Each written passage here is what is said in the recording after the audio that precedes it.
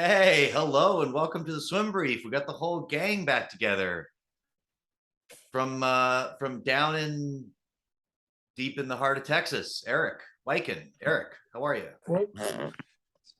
Doing well.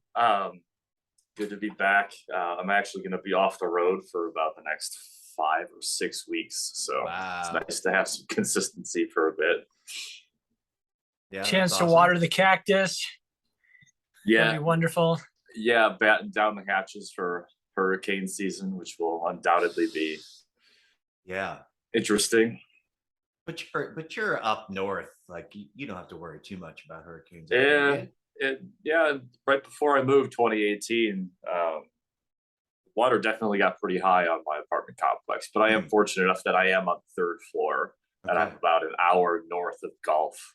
So that gives me a little bit of help, I guess. Yeah. But if it's So you can muffle out the cries for help. Right. On the third floor. Yeah. Nice. I can grab hands as they float by. You just need to barricade your door, just keep the people out, you want to come up to the third floor. And finally returned Joel Rawlings. Joel, where you been all my life? Just enjoying the COVID quarantine that we all have come to know and enjoy. Oh yeah, we're my son, we're just doing daily tests because he was close contact to somebody at his summer camp that got COVID. Really cool. Don't worry, we have an international flight scheduled for 1 week from now. It should be fine. Everything will be fine. I'm not worried about it at all. Yeah, it's gonna be great. Well, it's great to have you out. I almost texted you a video of some kid swimming this morning before I realized that you guys just pissed me off by, telling me that they're all horrible at swimming. So I didn't do that. Instead, we are going to talk about the big news of the day, which is everybody's going to train at ASU. And I guess I'm not particularly interested in the specifics of each swimmer and breaking down, but I sort of want to talk about it more conceptually, because it does seem to have been an organized process. First we got the news that Regan Smith was leaving Stanford to go down and train in that pro group, and that was sort of followed successively by very quick announcements by other Olympic hopefuls.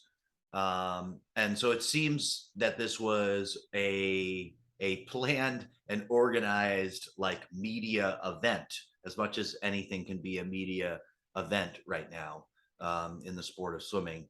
Joel, what was your reaction to us texting you about this stuff, since I know you weren't actually on SwimSwam yourself looking for these news articles? Yeah, it's one of those where I'm kind of interested in a lot of the things besides, like you said, besides the actual swimmer leaving, whatever reason, where they're going. It's one thing I always think is when people start talking about the pro contract, it's this isn't like an NBA contract. It's not like she's going to make $24 million.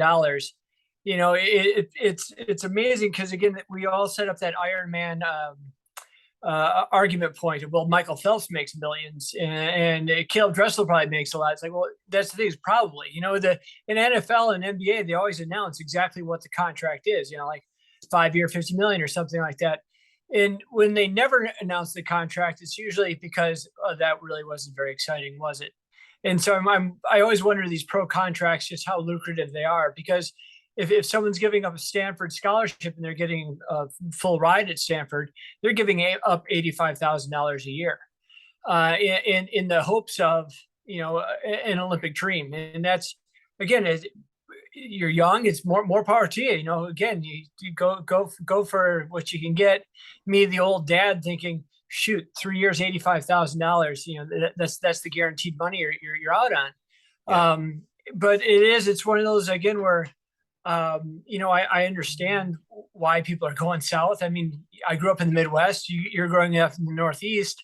I think if you look at a lot of the elite level swimmers in general, they've come from the Northeast. There's really good programs out there, and they move south. And there's a reason for that. It's a trend that's been going on for years. If you look at the NFL, Heisman quarterbacks, they're in the South. They might live. They might have been born and raised in Pittsburgh. They're not staying in Pittsburgh, and so swimming is the same thing. It's following that. I think at the NCAA level, it doesn't follow the exact same pattern because I think swimmers in general, have gone for the education. So the Big Ten schools have done pretty well as far as retaining quality athletes. But Stanford, Harvard, Princeton, things like that, that they've always been able to bring in the top athletes. So it is interesting on some levels, why an athlete would leave. But again, as the old crotchety dad, I'm thinking, boy, you're really 85,000 in the earning potential of a Stanford it's pretty interesting to pass that up. Again, sorry about that. I understand why. Again, you're 19, you're living forever, and you want your dream is your all encompassing thing. But yeah, like you said, I think that's why they set up ASU like that. It's a place where people want to go. It's going to be warm. You got training all the time, and I think also the political structure of things. If there's a COVID lockdown, Arizona's a place you can get in the water. Yeah, well, that's the part of it, as I was listening to you describe, that really struck me, is that it does seem like in a post-COVID era, swimming decisions, as much as we want to keep politics out of everything, that it's factoring in for sure. Yeah. People, and we talked about this when, Joel, I think you went off on that rant on Stanford, which you still haven't apologized to Greg Meehan for, when you sort of just like went piece by piece through athletes in their program, saying that they hadn't done well there. And there's still a chance for you to do that. But I think, I'm glad how I've become your alter ego, that you project all of these things onto me now. Yeah. I get it. I've been bulking up myself, so I can see where it's like looking into a mirror for you. So yeah, go ahead. I could only do it to you. Eric would take it too personally if I accused him of doing the same. So right. I think it's just because I scare you sometimes. He's intimidating me with the beard. If you're watching the video of this, Eric looks extra badass with his beard. But the political part of this, I do think, is playing a factor in the decisions of people having been through this period where a lot of people's training was disrupted. They want to go to a place where they're likely to not be disrupted, and the political situation factors into that, and that has definitely influenced some of this southern migration that you're talking about. Like of course, who doesn't want to train outside? That sounds really good too, but there's definitely a different energy that's been given to it than we had before. What about you, Eric? I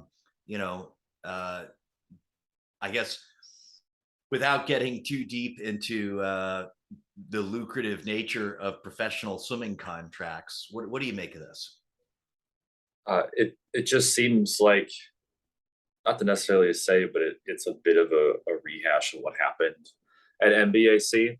Hopefully it pans out better for everybody in the long run. I think the biggest factor, that obviously the difference is that there's no Michael Phelps. That commanded what seems to be a huge amount of attention based on maybe some of the rumors we all may have heard as to how all that went down.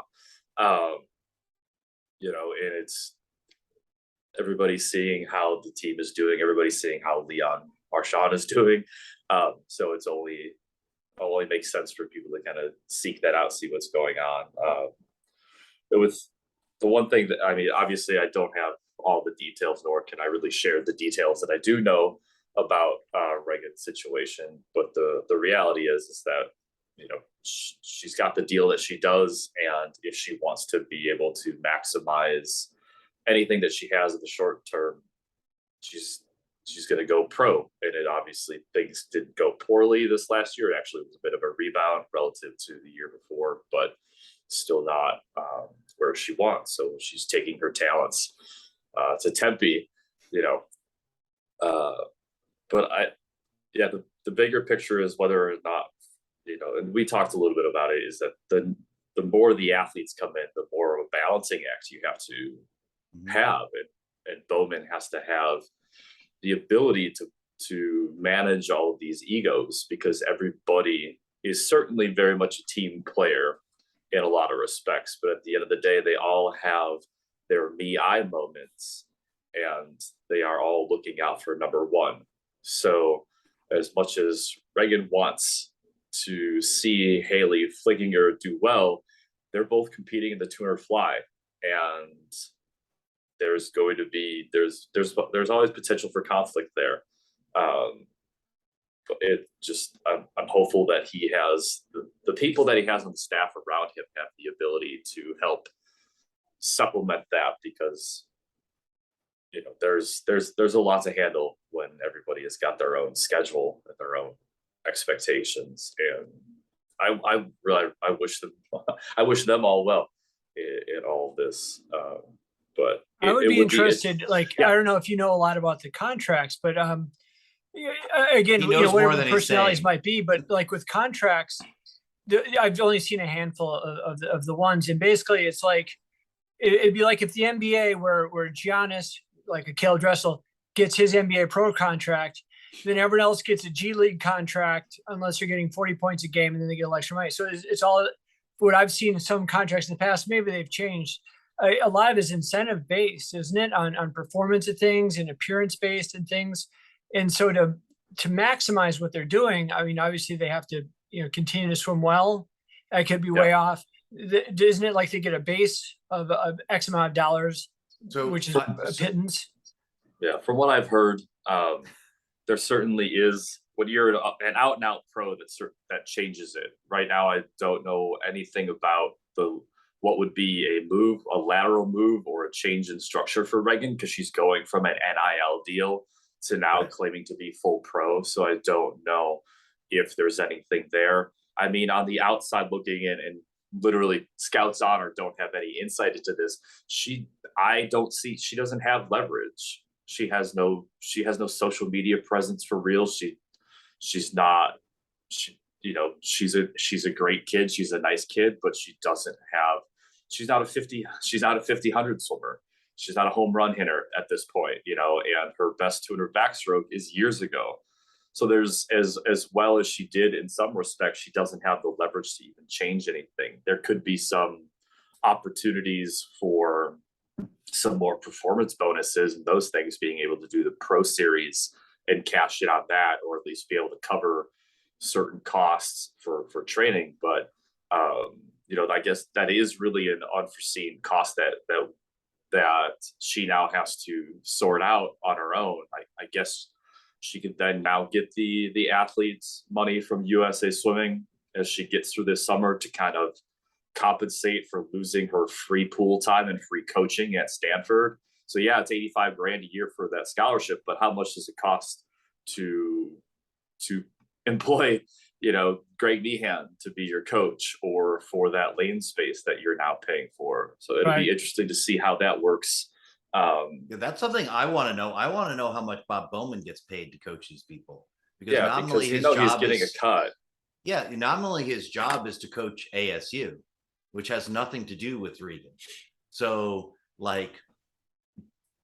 is he just doing it for the pro bono situation? Yeah, is he just doing it for the no? But you know what though, in swim coaching, it's always possible that somebody could be doing something like this just for the prestige.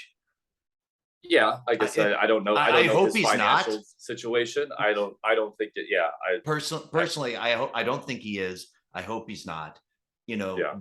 But I could see somebody saying like, "Well, I would like to be back coaching on the Olympic team," and I think there was a risk of Bob sort of slipping into a second stage of his career where he's just a top tier NCAA coach and he's kicking butt at ASU, but he doesn't, continue to go to the Olympics. Still an extremely high level of coaching, just not the high that he was on.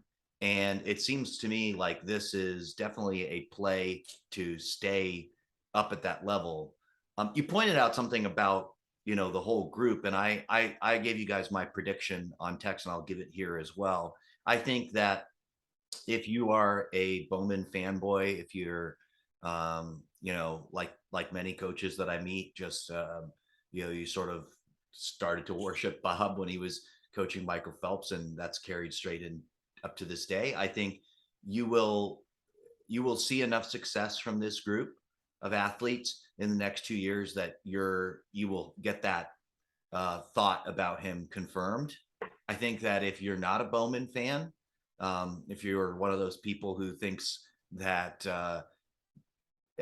gender is the main reason he hasn't had an article written about him, like Terry McKeever had a couple months ago, then or the shield of being Michael Phelps's coach, I think you're going to see enough of these athletes not perform that you're going to be say, see, it's another Aniel situation, or it's another lot of free situation where somebody who was at a really high level just couldn't make it work with him as a pro group. I don't know, Joel, if you have any, you want to get into the prediction business, or you're going to stay out of it and let me do all the predictions? No, I mean, it's one of those again where it's, for us to speculate on why a person left. I don't know the kid, or Sure. why they joined someplace. I don't know the motivations behind. I just think more about just kind of like the generalities of it. Like, again, like the contracts, because I get texts from kids that are saying, "Oh, it's a no-brainer. You want to go pro or whatever it might be."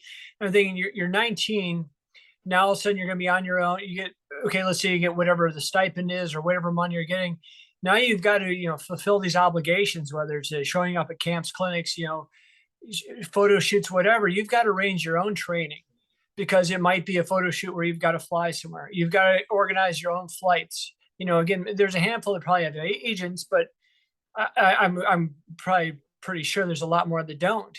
And again, you're going from, your whole life, basically, coaches are renowned for being kind of like, they're going to lay out the structure for you and you're going to follow in, so that you focus on swimming, I'll focus on everything else. And then you get to the NCAA system, and that's even more so, where you've got a sports psychologist on hand, you've got nutritionists on hand, you've got, personal trainers that are basically available to you for dryland training. You've got, your practice schedule set out, your routine set out, your training group set out. And now all of a sudden in one day, you're in charge of all of that, or you better find someone that is.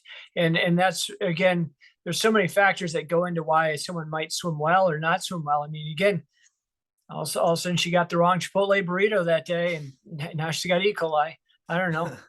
Yeah, no, so if anybody wants to watch exactly what Joel's talking about, I did have the director of The Water Is My Sky on this podcast. And if you go watch that documentary, I think you can get it on Vimeo. You might be able to watch it on Amazon as well. You're going to have to pay some money for it. But it's got Connor Jaeger in I believe the 2012 Olympic cycle in there. And his thread through that movie is exactly what Joel's talking about. He goes from being a college swimmer for University of Michigan to a pro swimmer. And right from the get-go, he's like, well, I didn't realize how much harder this was going to be. And actually, it's way harder because of all the things that used to be done for me that I now have to do for myself. So I think there's if people are curious about what Joel is talking about, it's absolutely true. And you can get a great firsthand account of it if you watch that movie. And there's some really good Tom Wilkins stuff in there as well for people. You should put a link to that in this. You know what? Podcast. I'm gonna get producer Eric to do that. Or maybe I'll get my paycheck. Maybe I'll get assistant producer Trevor Gray. I like to mention him once every 10 podcasts. It makes him feel good. You can put a hyperlink to Trevor Gray and his stuff too, then right below the link to this other podcast. I want you to know, guys, I should take this moment to make a plug and possibly dig a hole that I'll never get out of. I have employed a social media marketing consultant, who is helping me not be horrible at promoting myself and the stuff that we do. So I might actually improve that. Eric, I'm speaking directly to you right now. I might actually get better at that stuff. I'm being told, despite what you may think that you've told me what to do, now I have somebody and I've invested money in them, and they're telling me what to do. So now you're willing to listen because you have Yeah. to give them money. Yeah. Got it. Yeah. See, you should have been asking me for money the whole time. The problem was, Shoot. Yeah. the problem is, the Some of that, problem some of that remains that laundered I'm money not, from New Jersey. yeah, the problem remains that I'm not paying you. Any last thoughts on this, Eric? You know, Jill brings up a good point. I look at Reagan's situation. She's good. That's going to be an interesting dynamic for her to have to really be able to do that on her own. And for any of these athletes, some of them have already been doing it for a while, but she's the one that really stands out because she's just gone from everything done essentially for her, show up, swim, go away, to now having to manage all of that. I think seeing how this situation unfolds, I don't know what USA Swimming's rule or role is in all of this, but it seems to me that there is, if they don't have any role in any of this, it seems like an excellent opportunity to take whatever your national team director is and your national team staff is, and consider having somebody available as a resource. If they do, I don't know who they are. I've never seen anything about it, but it just seems like, you know, you have all of this registration money going your direction. You're now making everybody register your athletes through OME directly. So you're cutting out your LSCs and essentially getting more of that money. If we're going to talk about putting resources up at the top, this seems like an excellent place to put it. I mean, granted, most of the resources should go to the 10 and under coaches and that education side of things. And a conversation, not that we get into it too far, but had a really great conversation with Brendan Hansen at Phillips 66, and the stuff he's talking about having done and doing is really exciting, because he is talking about doing way more of the putting your money where your mouth is and in educating the base in our developmental coaches. But yeah, I would love to see USA Swimming come out and say, we now have services that are better for somebody in Reagan's case who's got to navigate scheduling every aspect of her life on her own now. Yeah, I mean, it's funny you bring up that conversation with Brendan. And by the way, who calls it Phillips 66? Have you ever called the national championship meet Phillips 66, Joel? It's just what it was called. It's no longer senior nationals. I thought also he was working for Phillips 66 Splash Club. So I'm like, Yeah, oh my God, they got a new head coach? Being in the meetings that I've been in and all the other social media stuff, it's a differentiation. That's what people call it? Not being in the in our meetings, you know. You gotta higher up stuff. You gotta remember where I'm sitting in my world, and it's like everybody around me doesn't understand the words senior nationals. Like I deal with a lot of people who deal with goggles and suits and caps, but they don't know how to do anything with them other than sell them. So you're like, the goggles go on their head, you know? Yeah, like that. yeah. I would say I actually had a nice conversation with an employee of USA Swimming when I was at Futures, a guy who had been a club coach in our LSC as of 6 months ago, and now is doing data analytics. He's involved with a lot of what you discuss, you know, the changes in OME.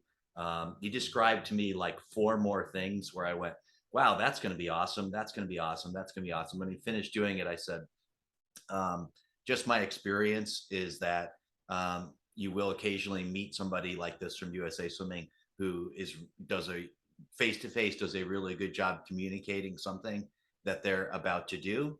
I will be thrilled if 1/10 of it gets accomplished. My thought on USA Swimming is it's like the end of Raiders of the Lost Ark, where some really cool stuff gets put in a wooden box and then it just kind of gets crated into the back of this warehouse. And you're like, are we going to see any of that? And then somebody's face melts off, or is that the difference? Later on. Okay. I thought we were going to get to the face melting, but speaking of USA Swimming and their safe sport division, hold on. Safe sport. I have to do the quotes when I say it. Eric, you found this article for me a couple days ago that USA Swimming, I'm going to read, first couple paragraphs. USA Swimming has partnered with Real Response a platform for anonymously reporting abuse, the organization announced Monday. Launched in 2015, Real Response greatly expanded its reach in 2020, and the organization now partners with the Denver Broncos, over 100 universities, and governing organizations such as USA Track and Field and USA Gymnastics. Its goal is to give both athletes and staff a safe and secure way to share feedback and report concerns. Starting September 1st, 2022, USA Swimming members will be able to submit reports of abuse anonymously or on the record by texting 888-270-SWIM. The platform allows select USA Swimming staff to follow up on reports while maintaining the anonymity of the reporter.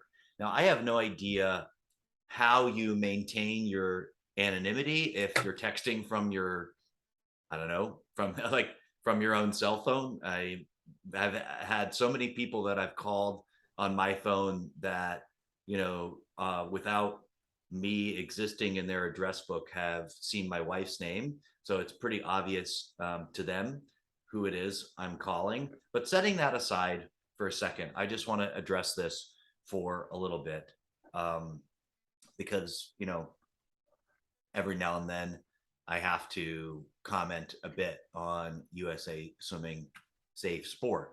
I think this is a complete waste of a solution to a non-problem in the safe sport infrastructure. If they can show me the evidence that somehow the real big problem in the infrastructure that they've created is that it's too hard to make an anonymous report, I would love to see that, but I don't think it is. I don't think it's a real problem. The real problem that, and I have firsthand experience with this in recent times with the USA Swimming Safe Sport infrastructure, is they have no capacity for handling reports whatsoever. And I challenge anybody who's listening to this that has either ever reported something to Safe Sport or knows somebody who has reported something to Safe Sport. Collect data on that and tell me that whatever was reported got handled in a timely manner, or even was communicated about on a basic level to you or the person who reported. I would guess that the answer to that is no. There is almost nobody at the U.S. Center for Safe Sport to handle the volume of what's coming into them. So it's not an issue of whether they're getting enough reported to them. They're getting tons of reports. What are they doing with the reports? For the most part, nothing. So I still maintain that the infrastructure as they've created it is just a clearinghouse for governing bodies to assess their liability to lawsuits. And what they've done is, at every time they build a new layer of infrastructure, they create another sort of layer between them and the people who could potentially sue them and gain some sort of most likely settlement for their absence of any action taken. And it's not an easy problem to solve. It's an incredibly hard problem to solve. And it requires a lot more resources than we've devoted to it right now. But that doesn't mean that we shouldn't honestly talk about what the problem is. And for me, you guys can react to however you like, but this doesn't seem to be an honest dialogue about what's going on with Safe Sport. This it's called Real Response. Is that correct? Yes. It's like it's a service. Basically, that's what creates that layer where you're kind of saying the cell phone thing. So you're calling into Real Response, and then they're, like, in a sense, putting a line between you and them as far as, like, right. So I mean, yeah. So that creates that buffer layer. And like you said, we don't know what the information is, and that's the thing is I can't say either direction if it's actually being addressed or not addressed, and because the problem has been that in the past there wasn't transparency. And so I think everyone that's involved or anyone near this or having to sit through these videos, of course, there's a healthy dose of cynicism because of not just the lack of transparency, but the obvious cover up of many of these things that have come to light. And so that's the thing where we'd like it obviously to be completely and totally transparent. Like these are things that are being addressed. And even if it is all above board and above table right now, it's still, we've had so many years of it not being that. It's going to take a long time to build that trust and develop that trust. And I get it. It's a step. Is it moving forward? that's of course it needs to be seen. But again, that's the big thing is that USA Swimming needs to do is establish some trust where it's not just the air quotes like you've been kind of alluding to here, that it is something that's going to be concrete, that it is something that's going to be protecting the athletes and not just creating another layer. And that's, a lot of coaches I've talked to, that they just all point out the exact same thing that you have, that a lot of the things they do is more about liability than it is about prevention or about action. And so, again, that it's one of those where, you normally in a normal situation, other people would say, well, it's a wait and see. It's like, well, waiting and seeing means, more kids harmed or more things covered or more like this. So this is one of those, again, where they really have to go above and beyond to be above board. And at least with something like Real Response, and I'm hoping it's like this, again, where it's enough other organizations that are into this, that it isn't just all about liability, that it is about trying to create something again. But again, is it just addressing another symptom of something versus is it actually creating a cure? And of course, it's not creating the cure. I think there's so many things that we've talked about in the past that just seem to be endemic to the culture of sport in general, where it's where it becomes the world of the coach and the world of the athlete, and that's all they have, and just it puts too many people in harm's way. Eric, do you have anything to Yeah, I'm curious, and glancing over the article, is there any kind of significant role that this company plays other than being the interface? Are they gonna is USA Swimming gonna get pinged every time a complaint sits more than 48 hours without any kind of response? Or is it, is the Center for Safe Sport at USA Swimming going to be CC'd on a communication from this company every time something sits too long, and it's like it's just going to be a constant bit of pressure? Is this and the answer obviously is no. I don't think so. That's great. It's great that they have this service. They feel like it's going to be a better part of it, but it feels like it's not a total package. I don't necessarily want to see an article that they've invested in a new interface for people to comment anonymously. I want to see an article that says US Center for Safe Sport has increased their staff by X number of people. Right. If that's happened, I have not seen that article on SwimSwam. If they're really trying to put their, this is what we're doing, leverage SwimSwam, leverage for the 12 or 13 people that still read Swimming World magazine, and put it on your own website, put it on your app, that the US Center for Safe Sport has increased their staff in the number of people that they've hired. How many of those people are actually dealing with these reports? Right.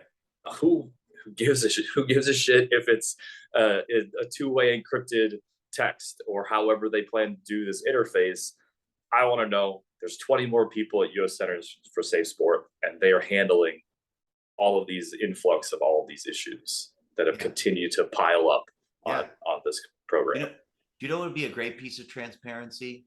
Would be how many reports have they received and how many have they decided something on? Yeah. What's the average response time?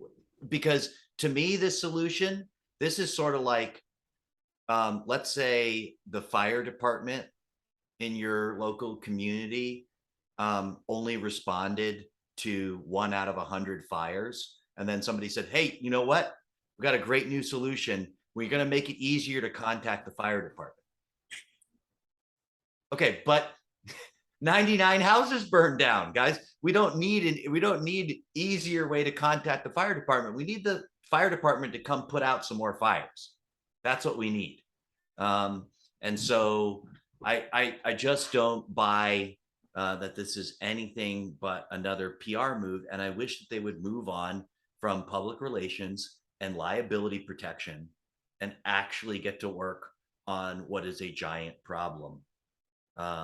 And it's a giant problem. I'm even sensitive to the part where I think some people have concerns that safe sport has sort of been weaponized, or people try to weaponize it, you know, like as a way, like, see, I don't like what you're doing, so I'll report you to safe sport and I'll get you in trouble and this, that, and the other thing. I don't think that false reporting is a big problem. I think it's a very, very small problem, but nevertheless, it comes back to the same part where safe sport not able to really figure out what's going on whatsoever in any of these situations. So stuff just hangs, you know, and people ultimately lose faith in the system, because if they are actually following the steps, like I did the training literally this morning. If you're following the steps, if you hear something, if you report it immediately, your experience will probably be that nothing will happen.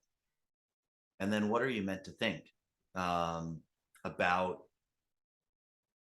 whether or not this system works whatsoever?